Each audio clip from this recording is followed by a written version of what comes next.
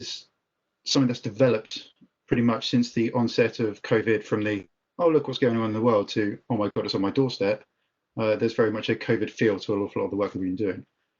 And the final remarks kind of synthesize what we've been doing over the last 3 to 4 months into what the University of Portsmouth, what the local community, the local academy, the region, across with Southampton and other areas, can do together to get these actions and recommendations going forward.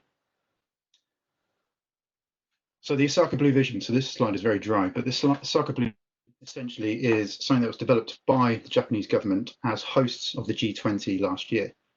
So the aim of this, in the text, is to reduce additional pollution by marine plastic litter by 2050 through a comprehensive life cycle approach that includes reducing the discharge of mismanaged plastic litter by improved waste management and innovative solutions.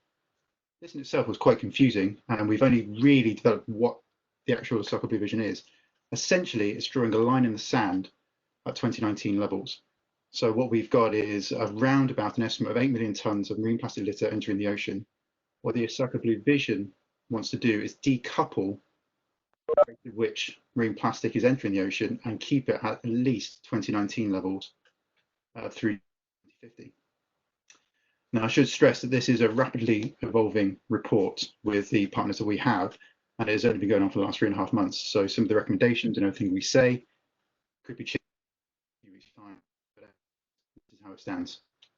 So why the Osaka Blue Vision? Why is it important? So if we look at this graph on the left, the main line we want to look at is this black line here. So this is the amount of plastic waste that's being produced, or estimates of, and it begins to exponentially increase. So it's almost doubling every 10 years with some estimates. What the Osaka Blue Vision wants to do is wants to decouple the amount and have that going up in a linear fashion. And we've all heard about trying to decouple something from an exponential increase over the last few weeks, so I won't go on too much about that. But essentially, it's this line in the sand moment. It's saying, right, okay, let's the 2019 levels so that we're not producing 10 times more, or doubling the amount within 10 years. But unfortunately, there is an awful lot of unknowns. So all of these dotted lines here are all simulations, very good simulations, but they're only simulations at that. So this red line here is all end of life treatment. So that's sending plastics into landfill. And then we've got incineration and recycling. But some of that recycling may end up being mismanaged.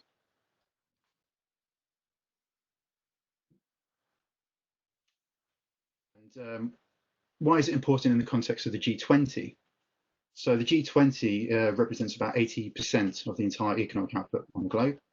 It's just over 60% of the entire population, depending on how many guests you have in the G20 on that year. And it's over 75% of the global trade. So if we look at this image here, which was nicely taken for Wikipedia, because weirdly the G20 don't have a good image of their participants. What we have is in purple, we have permanent members. In the blue, it's the EU. EU itself is a permanent member, of which there's 27 countries, 27 or 26, depending on the way you look at it. And then we've got these guest ones in pink. Now, if we try and fix that image in our mind, we can have a look at who is mismanaging plastic and where. So the bigger the circle, the more plastic waste they're producing. And the closer you get to the color of purple, the more they're mismanaging that waste. So we've got some countries that are completely mismanaging their plastic but not producing an awful lot of waste, and others that are producing a lot of waste and producing, mismanaging that waste as it is. And some of those countries are in the G20, and more often than not, the G20 countries are managing their waste fairly well. But in these other countries here, some of them are in G20, some of them not, and they're producing an awful lot of mismanaged plastic. We can go even further down into the details here. So we've got estimates between 4.8 to 12.8 million tonnes entering the ocean every year and rising. Again, that's quite a large range. Some studies, some very well cited studies, have put that these 10 main river catchments are delivering the majority of the plastic into the ocean, so around about 90% of it. But one of the issues we have with studies, any studies, is that there can be disagreements in the total numbers. So we have estimates here of 90%-ish of all the plastic coming from these 10 river catchments into the ocean.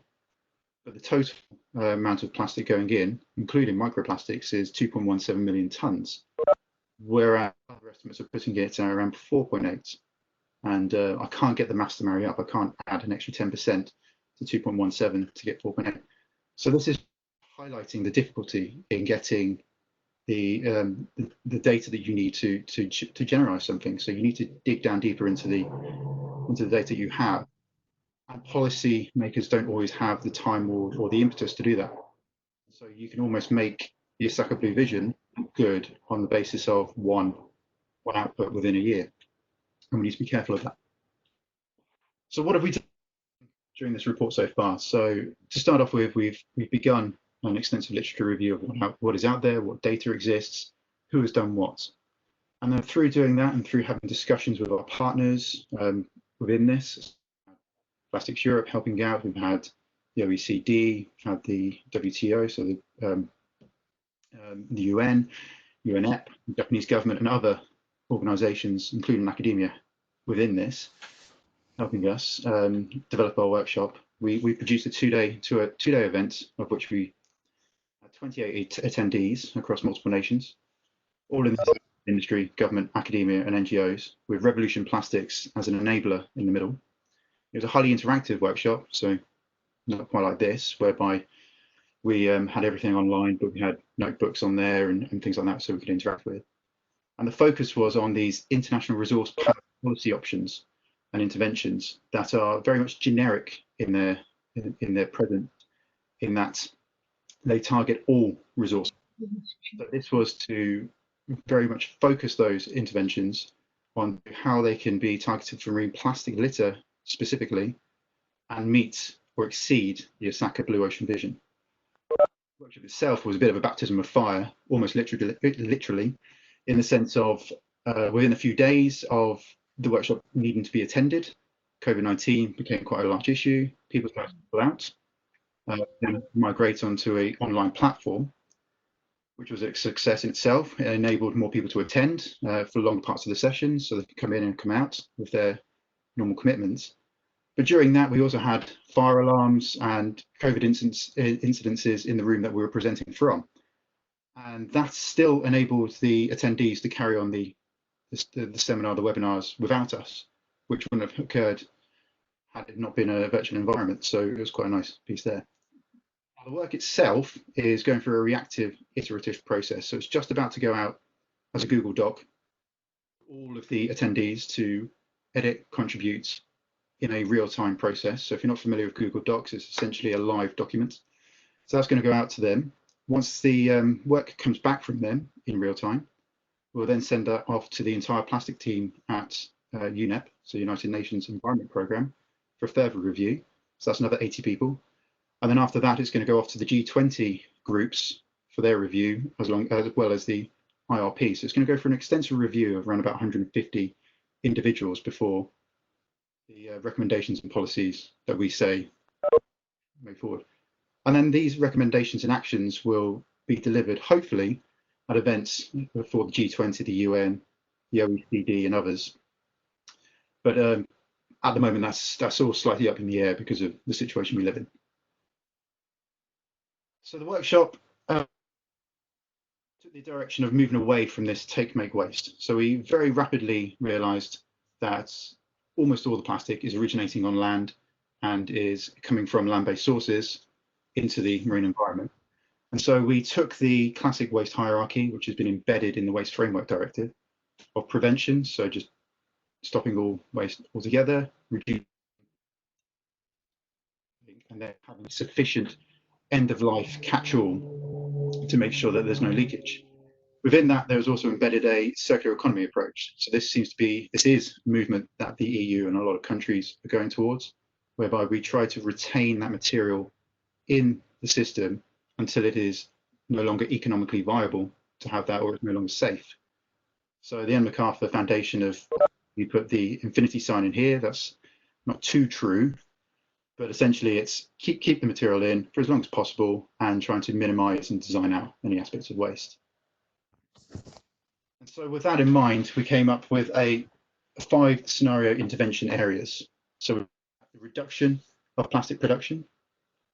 So trying to design out aspects of plastic and things like that, which has an overlap with substitution. using alternatives that are also sustainable, but also have similar behaviors to that of plastics. And then looking at the recycling routes. So that can be the conventional recycling routes through material recovery facilities that we've already got, going towards the more blue sky chemical and biological recycling we have, particularly with the work with undertaken at the Centre for Enzyme Innovation. But ultimately, it all came down to disposal. So marine plastic litter is usually due to a failure and a mismanagement in the disposal of these plastics. If it's useful, it's usually not disposed of. And so we very much looked at the infrastructure that was there and the entry points in, so the export of waste across nations and things like that. One of the things that looks a bit odd in here is the area of microplastics. So microplastics in itself is inherently difficult because of the diffuse nature of which it becomes, which it enters the environment and the sheer volumes that we have. And so that had its own discussion point because of just the inherent difficulties compared to that of macroplastics and those collected in the conventional manners. So within this, we also were engaging with a company called Systemic, who were funded by the Pew Charitable Foundation.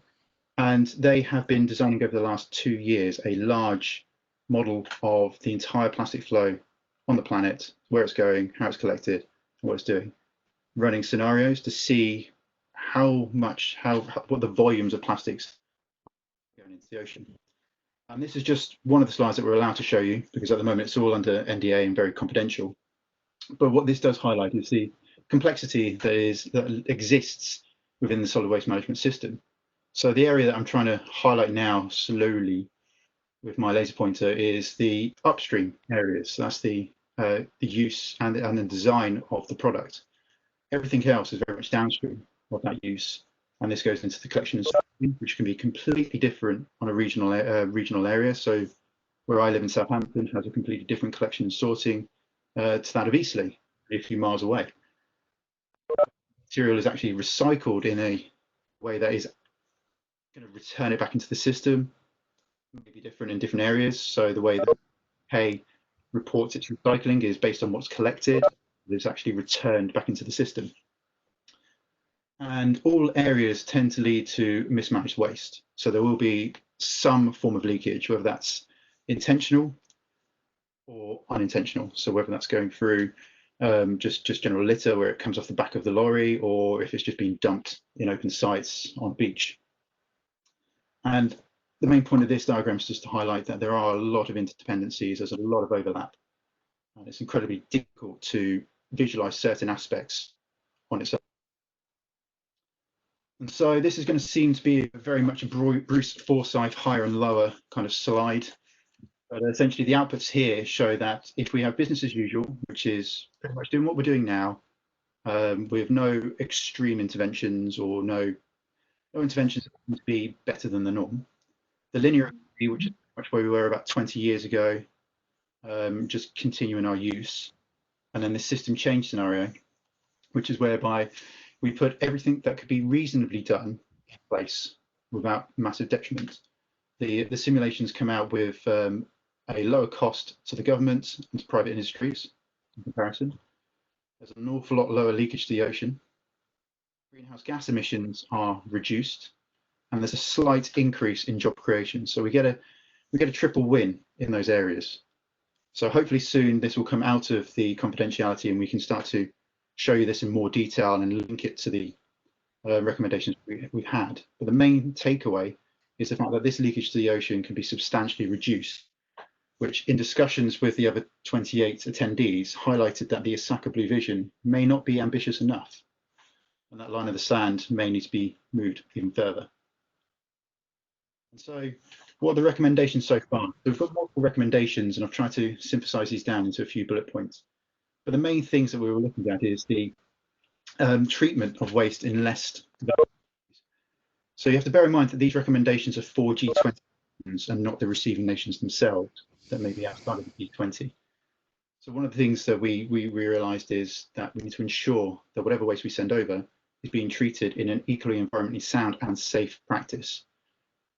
So that would be if we're in the UK and we're sending it to Malaysia, that any practices that occur there would be of equal standard in the UK. Countries also enable access to finance in these areas. So it shouldn't be that we're just sending it over to these countries because it's cheaper and not caring about the end goal. We need to ensure that they have the finance to develop further those technologies to treat our own waste as well as their own. We should give them access to leapfrogging in technologies and knowledge so that they can jump over the mistakes that we have made ourselves. And looking closer to home, we need to look at the sorting, collection and recycling of plastics within nations. It's incredibly varied depending on where you go. Switzerland are absolutely fantastic at sorting out their waste, and we have certain areas that are not. This difference can create potential issues with internationalization of the transport of waste or the standardization in its own country. We need to then also build on the existing waste management of efficient practices that we have and transition to better methods. So it's looking at these deposit return schemes. Are they fit for purpose? Do they create potential monopolies whereby companies can buy back that plastic at a cheaper rate, taxes onto smaller companies? If these are the things, so we've got to think about the impact that these policies could have down the line. And we need to also ensure supporting the movement to a circular economy. So the circular economy is something that is going to be around. It does sound like a buzzword, but it isn't. It's essentially trying to keep that material in and reduce the amount of virgin material we're extracting, if I had to put it into a small sentence. And we can do this particularly through the recovery packages that will be coming out in each individual country as we gradually come out of this lockdown and focus, as the Committee on Climate Change have suggested, on these cleaner, greener alternatives.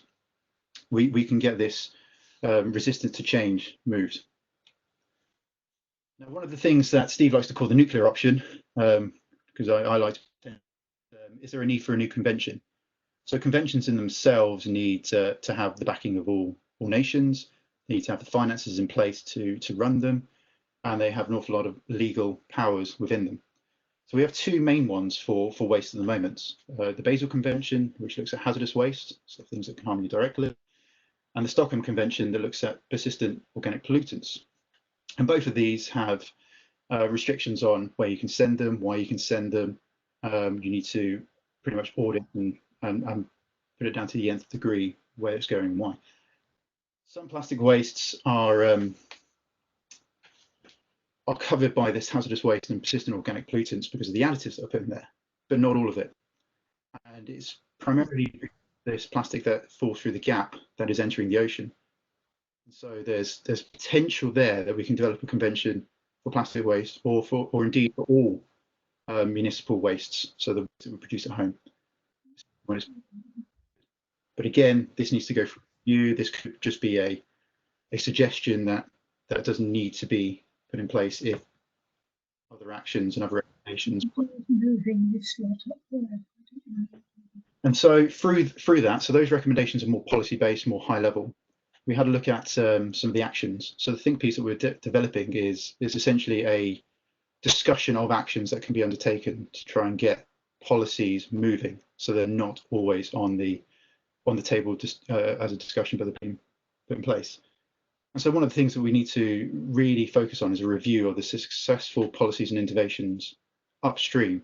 So we have a lot of evidence of the ones downstream through Duke, but we need to look at how we can redesign these materials and enforce that to try and prevent them becoming waste in the first place. And through that, we can develop a toolbox. And what I mean by that is a series of skills in an area that we can utilize to answer the how good these technology techniques and policies are. One of the things that we've noticed is that there is a definite need to extend the modelling of plastic waste and its flows, particularly on a collegiate. So classically, researchers will do their work on their own. They may present it in formats such as this, but essentially they'll go away, do best practice as they can, and they may come up with different results in different areas. This is difficult when we're trying to talk on a global context on certain things. So a more collegiate effort is needed to just work out how much plastic is actually entering the ocean. And then through that can be supported by a knowledge exchange platform, whereby we get representatives from all sectors and nations to advise the governments, researchers, industry, and ultimately the public, the people who are producing some of this waste. And then again, through this, we need to look potentially locally. So a lot of the waste is, well, all waste is produced pretty much local, and they all have different ways of producing that. You also have differences in the kind of people you've got. So someone on the south coast of the UK will have a different waste producer profile to that of someone in Nairobi. And the policies that could be put in place within a United Kingdom aspect could be completely detrimental to the areas in Kenya. And likewise, certain areas, say Nairobi, may be more beneficial than the suburbs in Kenya. And then we also boil down to this auditing of the movement, composition and volume. So a lot of the estimates are based on gross domestic product. And as we know, we're going to go through a recession quite soon, which could potentially knock off 35% of that GDP, but it won't necessarily reduce our waste arisings by 35%. And through that, we can then create a substantial baseline to monitor the impact of these this vision and these interventions, and be more reactive in what we want to do. So quickly, I'm quite out of time, so quickly I wanted to go through some of the COVID-19 impacts that we've seen so far. So in the UK, within the first few weeks, we had around about 46% of material recovery facilities either closed down or reduced substantially due to social distancing issues. Started to reopen as people came off sick leave and interventions were put in place. We had a similar result in the USA. But nonetheless, a lot of material had to be redirected. We've had reports of around about 300% increase in fly tipping in the UK, primarily due to people being furloughed or at home working and then deciding that they wanted to clear out a room for their office and such, and that produced waste in itself. The reuse through charities has all but stalled because they are closed. And again, some of that as being fly tipped or going into the refuse and off to landfill and incineration. We've seen anecdotally increases in food waste from the £2 billion of panic bought food that we had within the initial few weeks. That is now passed, but that food itself, some of that expired, some of that has gone into the bin with the plastic packaging around that. And the US plastic industry has asked for a £1 billion bailout, put that in inverted quote, as an aspect of that is a bailout to help fund part of it. But the majority of it is looking to the future to try and make the area more resilient. I see that as a bailout because they couldn't get that from any other people other than the government. So that's suggesting to me a bailout. And supply chains have struggled. So if we look at the diagram on the right with the linear economy, circular economy, and circular economy under stress, at the moment we're in more of this linear economy than we care to admit, whereby we take a lot of new virgin material, we utilize that, and some of that's wasted. And where we can, we return. So we have a small loop at the top. Under the current system, it will be fairly efficient to increase the amount of extraction we've got and recover within a few years the resources that we need. But if we were in a full circular economy, whereby we're only using new virgin material to replace those that are completely lost to the system because they're uneconomical, when that becomes stressed, in situations that we've seen over here where we're recycling less, then as we start to come out of this lockdown, we wouldn't have those resources there to rebuild from. We'd have to start to increase the amount of new virgin material being extracted, which could put stress on both the environment if that infrastructure is not in place anymore, and add a bit of a double hit. And one of the reasons for that is areas of the supply chain are potentially quite narrow. So we've seen with certain materials, particularly cardboard, plastic, and some metals, that when commercial premises close, their streams are incredibly well sorted and incredibly sought after, and it's all gone into mixed recycling in your own bin, which is of a lower quality. And that put the price of cardboard up, that reduced, surprisingly, the aluminium, and plastic industry started to struggle as well. And taking aluminium, I appreciate that's not plastic, but taking aluminium is a good example. That was very much reliant on the motor industry. And with the motor industry having anywhere between 75 and 95% reduction in its output over the last few months, it is inevitably hit that supply chain, whereby aluminium prices have just dropped and there's no demand for it. So what can we do? Well, we need to look at these stimulus packages that have kind of come out and begin to preferentially support the lower carbon, more innovative businesses that will go towards this circular economy. Our focus is on plastics, so we're looking at that, because if we retain that plastic in the terrestrial environment as a useful entity, it shouldn't end up in the marine environment. So I believe I've droned on a little bit, but my final remarks are, what can the University of Portsmouth do?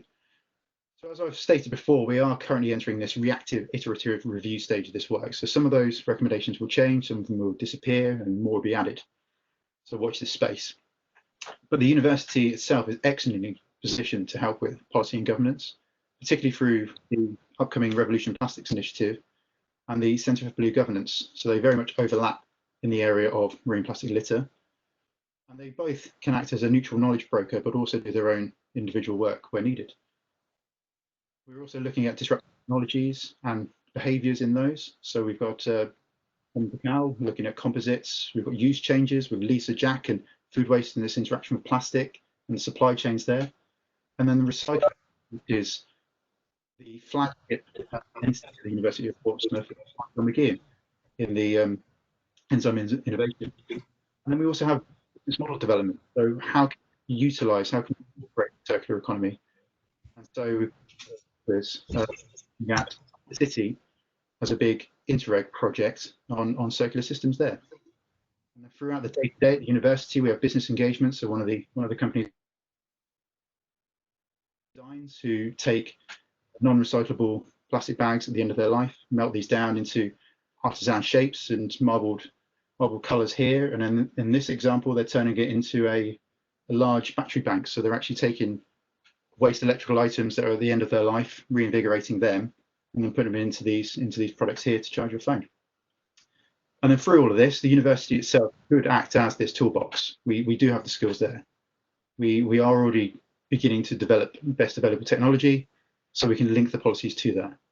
We do have the science and knowledge base present to be able to audit the waste flows and determine the environmental impacts of nano, micro, and macro plastics. And we need to know what they do in the environment. It's quite a novel area that seems to have emerged over the last 10 years. And we also need to look at ways in which we can catch them and stop them going into the environment that aren't economically detrimental. And then through this, we can use Portsmouth as a living lab. So as one of the densest populated areas in the UK, we're well positioned to look at interventions in that area. Now, I don't mean getting individuals and then send them off with their own experiment and seeing whether something's good or bad, but more looking at the best available practice that we have, the most efficient practices, putting them in place with organisations such as Portsmouth Council, and then seeing if they do have a positive impact, and then beginning to roll these out. So I'd like to say thank you very much for listening. I'd also like to say that it's not just myself that's been doing this work. There are an awful lot of other people behind the scenes. So we have Saida, we have Sam, we have Steph, we have Caroline, obviously Steve, myself, and then the 28 other people who kindly attended our workshop, and Simone at the UN for putting up with me. So thank you very much.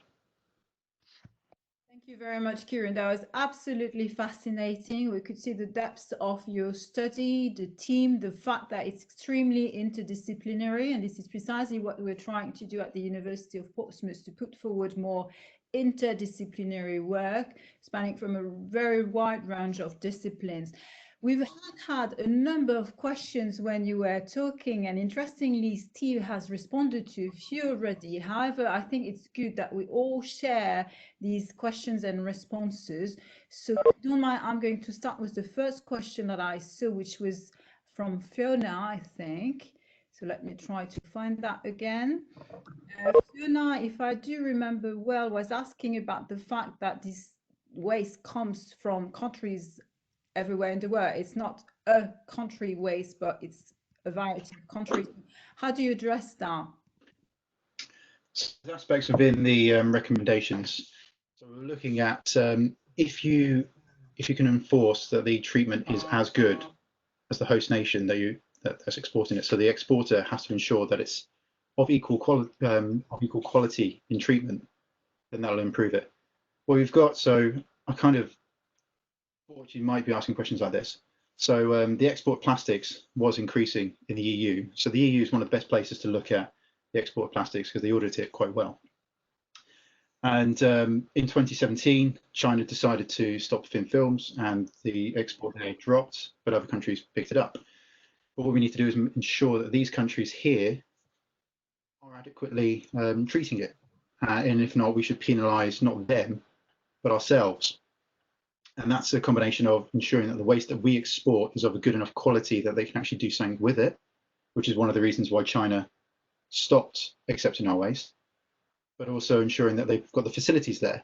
And if they don't have finances to support that, we need to create strong methods for them to gain access to it. Absolutely, it's about international cooperation as well. Steve, would you like to add up something on that? Because I saw that you responded to this question in the chat. Well, you caught me by surprise there, Layla. I was answering another question. I think the only point I would add, if it's okay with you, is just to say that the export of plastic waste to other countries is a well-recognized problem on the global scale, and some recent research has shown that somewhere between 400,000 and 1 million people die per year in developing countries as a result of mismanaged plastic litter, largely through inhalation or ingestion of plastic, where the plastic ends up in places that don't have the infrastructure to deal with it. Quite often it's burned. And of course, that generates toxic fumes. People breathe those in, and it has very severe public health implications very quickly. If I may, Layla, one of the later questions is about how human health and plastics are related to each other. And I was just agreeing, which I was just typing when you caught me out there, that it is a huge research gap, and it's quite well recognised that the next frontier of plastic research in some ways is really trying to understand the biophysical implications to humans of breathing in plastic, because people will have probably heard on the news and on the radio and TV and so on, that increasingly we're finding plastic in the wind, on top of mountains, in our drinking water. And so it's an all-pervasive issue that we need to at least understand. Thank you. Back to you. So again, stressing the interdisciplinarity of research very much. We had many questions, really. I've seen a lot of questions on the PPE and the COVID-19 crisis. How come we have even more plastic today? Kieran, you've addressed that already in your presentation at the end of it, but would you like to add a few words on that? Yeah, so I think within the plastics issue that we've got, we can't demonize it. We can't demonize it. So, yes, people want to buy products now with more plastic on because they feel safe, and we should be allowing that in these times. There is an increased use of PPE, but the tonnage of that material is quite low, so it's all thin filmed. It's all very lightweight plastics, and this situation will eventually pass, hopefully, and we can start moving on and looking at alternatives for those materials and taking them on. So we are starting to see some issues, but it'll be a while before we actually get a true picture through of the impacts. So the amount of plastic coming through. So there's potential that with people shopping once a week, they're actually buying less single-use items and buying more items in bulk, which use less packaging. So it could be ironing out, but again, there's people with their finger more on the pulse than myself, such as Sally Beacon and I think it's Adrian Wyatt at Western Europe that could talk at length about the issues of plastic here. Excellent. Thank you so much, Kieran. Again, we had a question from our colleague Sue, who is asking. Sorry, can you please kindly mute your mics? I've said that a number of times, but new people are coming in, so then we have to say it again. So just saying, we have a question from our colleague Sue, who is asking, and we touched upon this question already, but it's good to discuss it again. is it really this question of waste? Is it really governance or technology, or is it one or the other or together? How can we address that better? In particular, I would say for the developing world. I think you've hit the question on the head there. So it's essentially a combination of both. So governance will help change the behaviours, and it will help create access to finance and the impetus. Whether that's going to be legally bound is one thing. The technology will develop as a result of the governance. So if everything is seen to be absolutely fine, then the technology will not evolve if they're the only people treating the waste. So if you can create a competitive market, you create a value for that material, the technologies will come. If there's no value for that material, then you're going to go for the lowest, cheapest form of treatment that you can, which previously was landfill, until levies were put in place. So we have aspects there. So again, kind of thought this was going to come across. So one of the impacts on landfill as a treatment route was that it massively reduced when we increased the charges to send that waste there. These charges never existed. They were a landfill tax. As soon as you instigated that, you saw a massive drop in the amount of landfill being produced. It's this kind of, you need to have some form of control through the governance, through the policies and legislation, in order to help drive this innovation. The chat came up on the side. Yeah, so that's again super interesting, Kieran. Thanks very much. I was thinking, you know, from an international investment in finance perspective, which is my normal hat. Do we have sustainable finance incentives in this particular domain? Does it exist, and how could we work that out better, you think? So this is something I can't answer myself, but fortunately within the team that we have members from the WTO and the OECD and members in the UN that will be adding that aspect into the report. So as soon as that's in there, I can let you know. And ideally this report will be out by September. We can circulate it all to the members here for their own look. And we're trying to keep it as short as possible, so it's not going to end up as a yellow pages. Layla, could I just add to that answer that Kieran gave? I mean, I think part of the whole point of this piece of work really is to understand where the plausible policy interventions are to address marine plastic litter entering the ocean. And part of the policy response is also to, part of the policy response is also to put the finance mechanisms in place. So I think that's all part of the deal that we're working through right now. It's really interesting. We had a number of other questions on the idea of behavior, people's behavior. So how can we improve that? I must say I'm always a bit puzzled when we talk about that, because in environment, in human rights, in general discussion on sustainability, you have often this discussion, you know, it's your role as well to change your lifestyle and behave differently. However, it can rapidly lead to some sort of guilt type of discussion. What do you think about that, changing behaviors? So if we go back to the slide where we had the most mismanaged waste, back here. So the regions that are adequately managing their waste don't tend to have the most amount of waste entering the ocean. But one of the issues there is the actual recoverability of that waste. And we need to change behaviour by giving them the options to do the right thing. And so if you've not got adequate sorting facilities, because you don't need it at the moment, to separate out the waste streams, or the complexity of the polymers that you have is too great for that to occur, then people may or may not be able to do the right thing. And you need to make it as easy as possible, because ultimately you will do the most simple thing. If your normal refuse bin gets full, people tend to put stuff into their recycling bin, which then causes that to be rejected.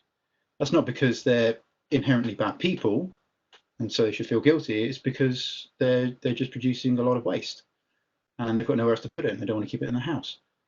So it's areas like that, and this piece itself doesn't deep dive into those kind of issues, but it needs to highlight that as an aspect for the policymakers to be aware of, and it'll be different in different regions. So, so regions in Asia, Southeast Asia, and that it may be due to the export of waste that's being sent there, but it also could be due to the lack of infrastructure that they've got.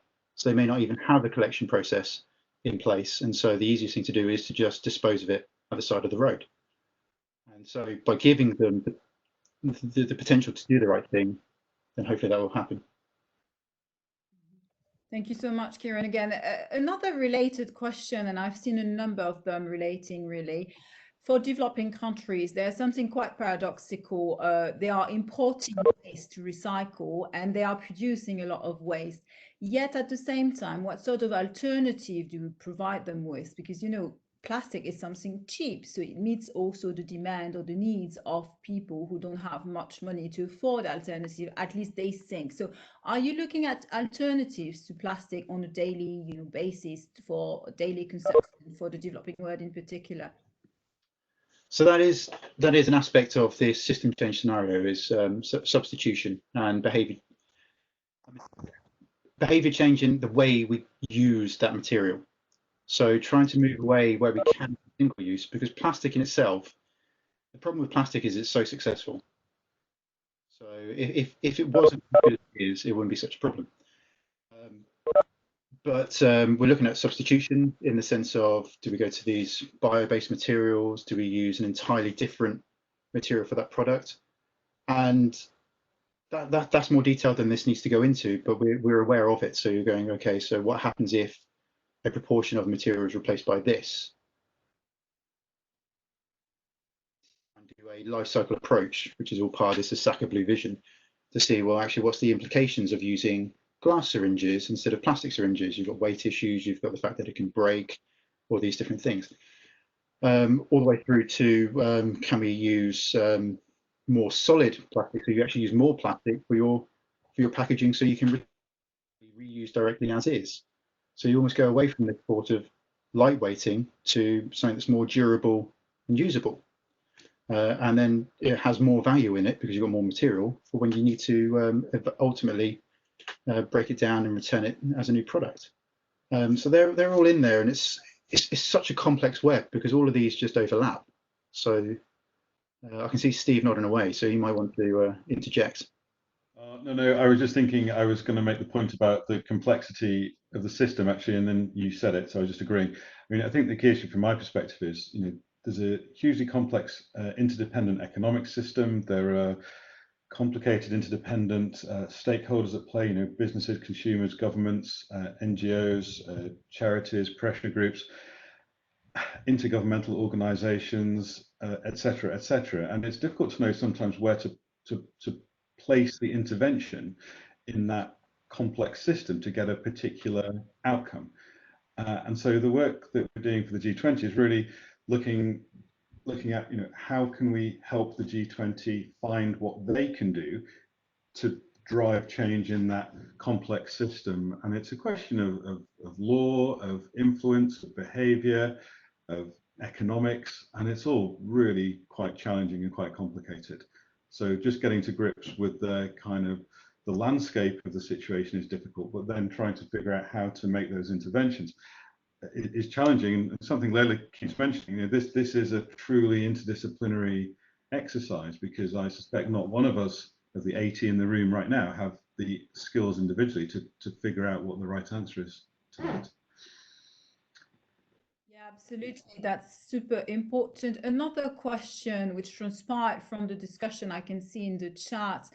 Well, you know, post-COVID crisis, do you think it's still going to be a priority? We had this discussion a few weeks ago with colleagues talking about what development aid policy after the crisis, and we were all reflecting upon the priorities and insisting on the idea that it's not only health. You do have a number of things which are still very much priorities, but there is this saying at the moment, according to which climate and plastic might suffer from the COVID repercussion. What do you think about that? That in itself is an incredibly difficult question. So that's trying to predict the future when governments can't predict tomorrow. So essentially with plastic is a fantastic material in itself. That is why it's being used as it is at the moment. And it should continue to be used as it is at the moment in the ways that they are. But we will still have these issues tomorrow. We still have them today. And so it's being aware that we need to come, we haven't stopped. Organisations are still committed to what is commonly referred to as the Plastic Pact through WRAP and other such commitments. And they will be going ahead with those, not only because it's seen as the right thing to do, but ultimately down the line, it becomes a more economically sane thing to do. And eventually we will have this, rather than this repair the economy, it will also go back to what is the impact that, say, Coca-Cola or Unilever are having on the environment, and they'll need to start looking at their environmental image again. So as long as they're on top of this, as long as they're leading, they actually have an aspect of control. And so that's one of the things that they want to do. So there's this, yes, they are trying to do the right thing in certain aspects. They also want to be in control of what's going to happen. And the only way to be in control of policy is to who's lobbying. They need to be a part of the discussion, and they're still part of the discussion now. Leila, if I could just add one thing to Kieran's answer. I mean, I think it's a question of leadership. It's entirely possible to view plastic almost as a kind of gateway to a lot of transformative change. So kind of when you take a step back and look at the world in general, we see a biodiversity crisis, a climate crisis, a crisis in the ocean, there's a resource challenge, and often the rhetoric has got 10 years to solve all these problems. And actually, it's difficult to know where to start. And plastic is an in to that, because it asks fundamental questions about the consumption and production patterns of the world, the economic pattern of the world, the impact of people and society in general on biodiversity and the planet that sustains us. I think that means I should finish the answer quite soon. So there's plastic almost can act as this kind of enabling topic that addresses a lot of the challenges that we've been talking about in this presentation that go way beyond addressing a single resource issue. Just one final thing. I mean, one final thing for me at least, my sort of continued dealings with some UN colleagues during this entire process is that they're just as committed as ever to addressing the plastics issue, and certainly at that intergovernmental scale and governmental scale, that pressure hasn't gone away. So I think plastics as an issue that we need to deal with is not going to disappear because of the pandemic. Thanks, Leila. Back to you. Absolutely. And actually, you gave me a perfect transition towards next week's seminar. Next week we are going to welcome Professor Danny Darling from Oxford University, who's going to present his new book, Slow Down. So about a different type of maybe economy we could think about. Everything is interrelated, certainly. And maybe one perspective is to take that of the SDGs, because the SDGs from the UN interrelate absolutely everything together. So I think it's time to bring this fascinating discussion to a close. Thank you so much again, Kieran and Steve, for this really very interesting and important discussion we had today. Everyone, thank you very much for all your questions. I'm aware that we might not have responded to all the questions, but we can keep this web page open so that maybe Steve and Kieran, if they have time, chat a little bit more with you. In any case, thanks so much again for participating to this discussion. These webinars every Wednesday. I'd like to thank the team, Andy, Olga, and her in particular, and Marika as well, for their support. Next week, one more time, we are going to welcome Professor Danny Darling from Oxford University on his book, Slow Down, a discussion which very much relates to the discussion we had today. Thank you very much, everyone, and I will see you all very soon. Thank you. Thanks, Leila. Thank you. Bye.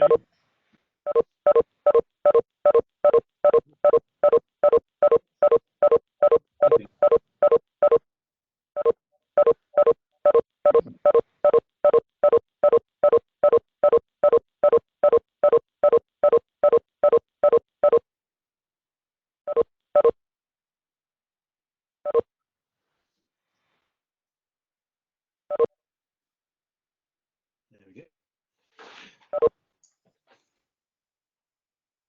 Should be able to see the comments.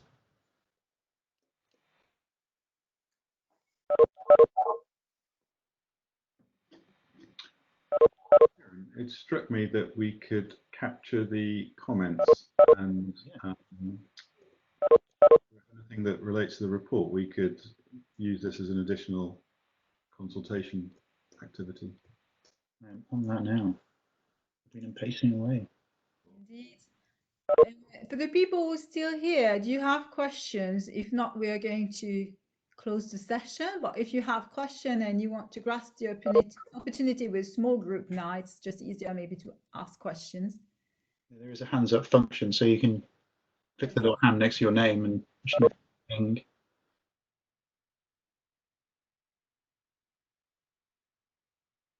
Apparently we don't have more questions.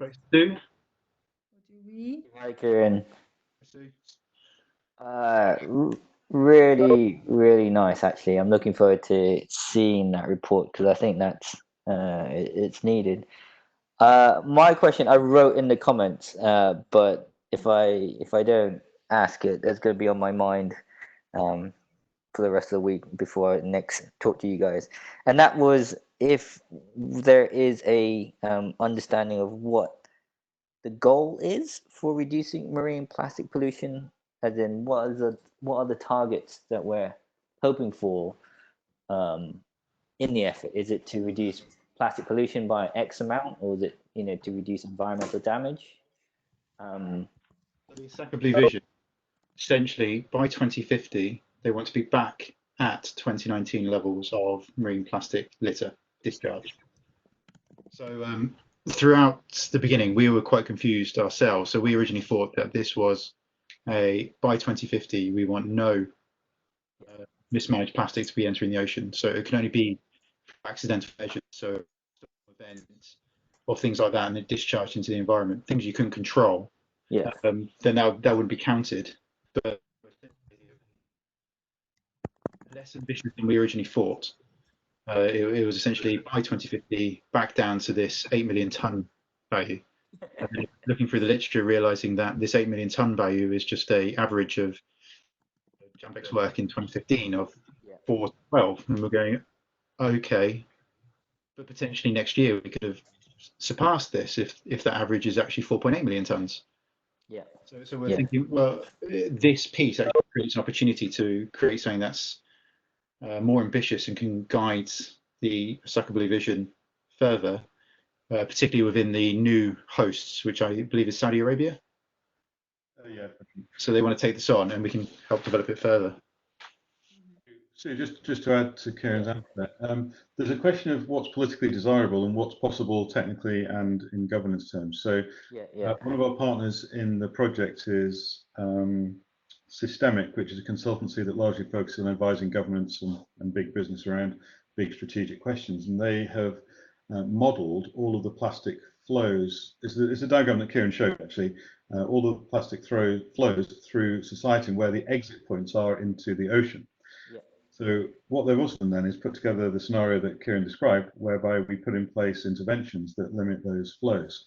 And according to their numbers, and this is all confidential, so I can't really give the exact number, but there is a substantial reduction in plastic entering the ocean that's possible using existing technology and existing governance approaches. The question is, how do you generate the actual means to deliver that? And that goes well beyond the Osaka Blue Vision and well beyond any of the existing objectives that any government or intergovernmental organizations have. So the potential is huge to deliver a massive, I mean, eye-wateringly, surprisingly large reduction in plastics entering the ocean. The question is how, and that's partly what we're trying to answer in this question. In this research project. How do you deliver the ambitions that we know now are possible, or at least we know through modelling that we think are possible? How do we deliver those in actual fact through policy interventions using the G20 as the vehicle to deliver those interventions? If that makes any sense at all? Yes, it does. So so that relates. That was related to the question of how much of it is a implementation challenge, like delivering it, or how much of it is just we can't do it even though we want to because we don't have the technology. Yes, and so it is an issue about how do we then get people and companies and to do the right or right thing in quotation marks. So taking, if you assume that we have the technology and we have the know-how to do it already, then I guess it ceases becoming a technology question, it becomes an implementation question. But the existing technology doesn't eliminate all plastics entering the ocean. Therefore, there's a, what are we on? We're on this sort of unknown unknowns in terms of solutions here. So there is a percentage of the plastic waste that we just simply don't know how to deal with because it's so difficult. So that, one might say, is a governance question, because it then becomes a challenge. How do you generate the enabling conditions to find the solution to that remaining percentage that's entering the ocean? Good question, though. I'm glad you asked. As Stephen there, when we looked at the diagram of the mismanaged plastic, you could see that the areas, the river basins that had the greatest amount of plastic entering them were regions that were mismanaging plastic the most. The regions that weren't having this issue weren't on that map. So essentially, the technology does exist to prevent the mismanagement of the plastic. There's just no implementation or finances available for them to be around in those regions. So if we could create that access to finance for their own domestically produced waste, but also the mismanagement of our waste that's exported to them, that in itself could substantially reduce the amount of marine plastic litter being produced. And that's the goal of this work here. So looking through some of the questions at the moment, I can see aspects of vectors, using plastics as vectors for disease, things like that. That would be a benefit of the work, but it's not the purpose of this work. It's a very, very dry, clear-cut, reduced marine plastic litter. That's essentially it. The environmental benefits, the economic benefits, and that are all a function of, and it could be a driver to help that. But the policies won't be based on we need to reduce the amount of cholera, diphtheria, whatever attaches to these diseases in these regions because of microplastics or plastics. It's very much how do we just stop again into the ocean, and that could just be, and because it's based on a tonnage as well, there's issues there. So it could be let's just put microplastics and let's not even bother looking at microplastics. Yeah. If we don't look at it, it's not a problem. It gets incredibly complex incredibly quickly, and so that's one of the reasons why we're just looking at the prevention of it entering the ocean. Yeah, I mean the 2019 numbers are interesting because if that's the aim that the vision is for, then I can see that. But like you said, there's all these other considerations of, is it just tonnage?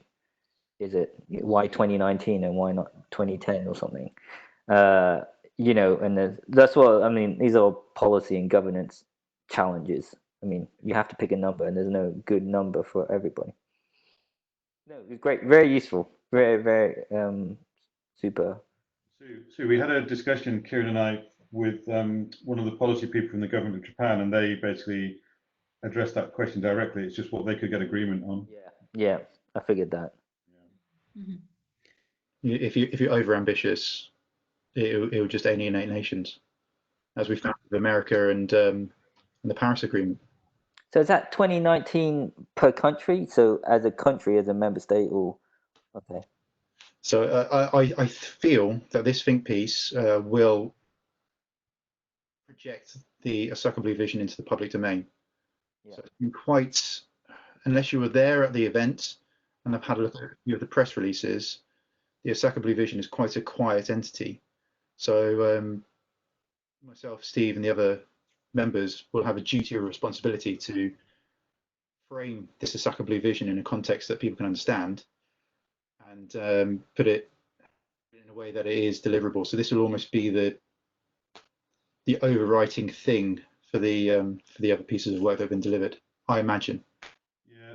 The other thing, just to add to that, if I may, there are other intergovernmental organisations who are getting behind it a bit now as well. So I mentioned this to you earlier, Kieran, but we had an invitation yesterday come in to speak at an event organised by the OECD. Okay, cool. And it's kind of the OECD's response to helping implement the Osaka Blue Vision. So they're looking at what policies can the OECD put in place to help deliver the global ambition around plastic reduction in the ocean.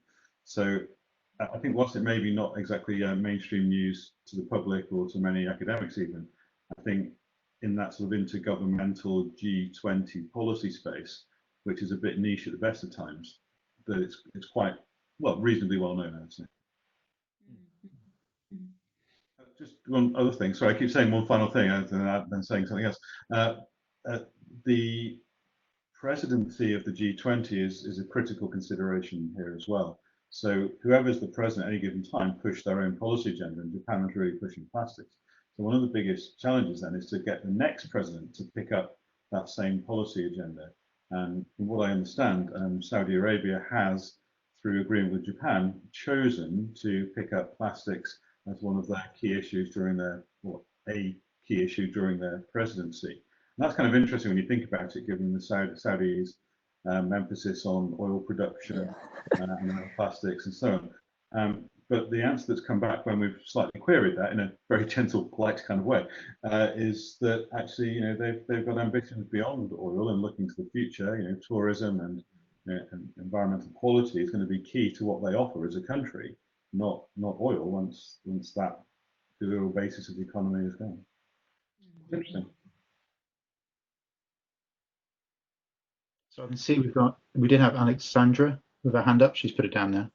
Oh, so Layla, you've muted yourself. Sorry. No, do we have one more question? It's going to be the final question. Alexandra, you had a question maybe? Yeah. In fact, it was related to the 2019 indicator. I'm a postgraduate legal researcher. I'm looking into the legal frameworks on plastic waste, and I was interested in what was kind of what is the kind of accepted baseline level. This is what I've been thinking about in my research, is like, what is the accepted level in the ocean? And I think, am I right in understanding then that the kind of the 2019 is going to be so the amount of plastic in the ocean now, that is kind of the norm, and that's, you know, we just got to keep to that level. It's actually worse than that. So the 2019 level will increase. So it's an additional. If we were to say that we'll keep at the amount of plastic going into the ocean of 2019, it's essentially an additional 8 million tons per year. Still going in incrementally every year. Every year. Right. So okay, that's clear. Yeah. Which sounds horrendous, but without having a form of discharge, we do overnight change processes and the behaviours and the infrastructure that we've already got, and that is essentially what the Osaka Blue Vision did. It went, what is feasible, and what they've done is they want to decouple the amount of plastic waste going into the ocean from economic growth. And what they've seen is, over the last 50 years with economic growth, we've had this rapid increase in the amount of plastic waste being produced, and they project that it's still going to go ahead. So trying to separate economic growth from the amount of waste is incredibly difficult. Few countries have done it, and so they've actually got a big ask there. But when you talk to anybody else with interest in the environment, it just sounds horrendous. Yeah. Alexandra, just to add to that, two things actually. Number one, would you mind just dropping me an email so we continue this conversation separately? Because all I'm seeing is your name, Alexandra, so there's no way to then get back in touch. So yeah, sure. My email is steve.fletcher@port.ac. Sorry, Steve.Fletcher. STEV.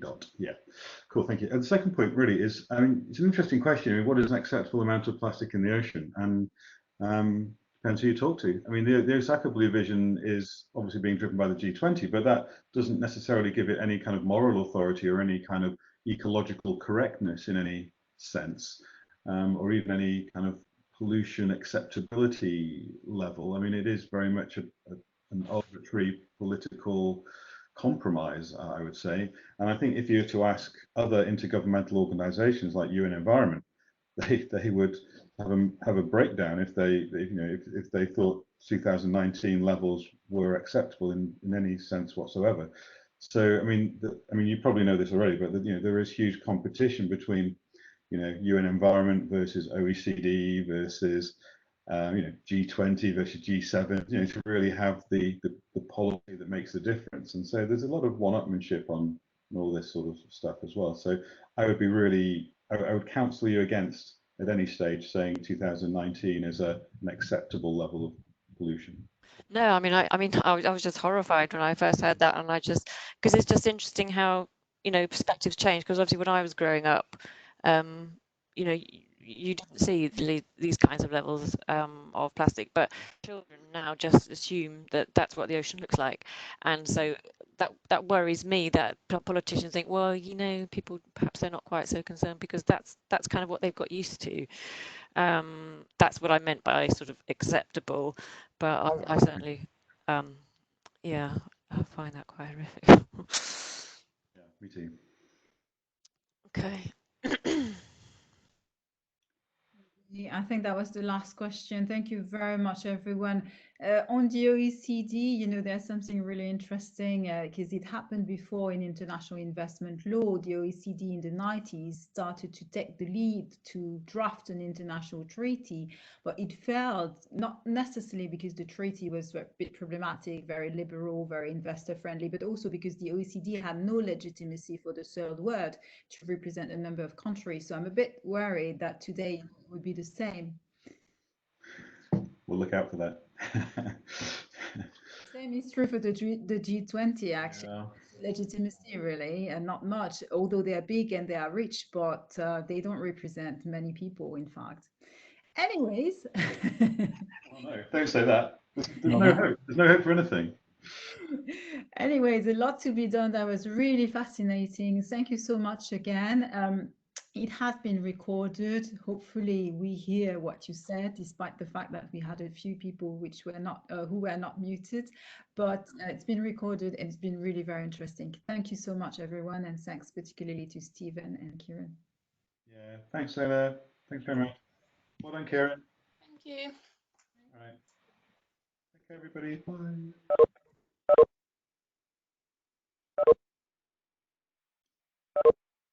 Sue, are you still there?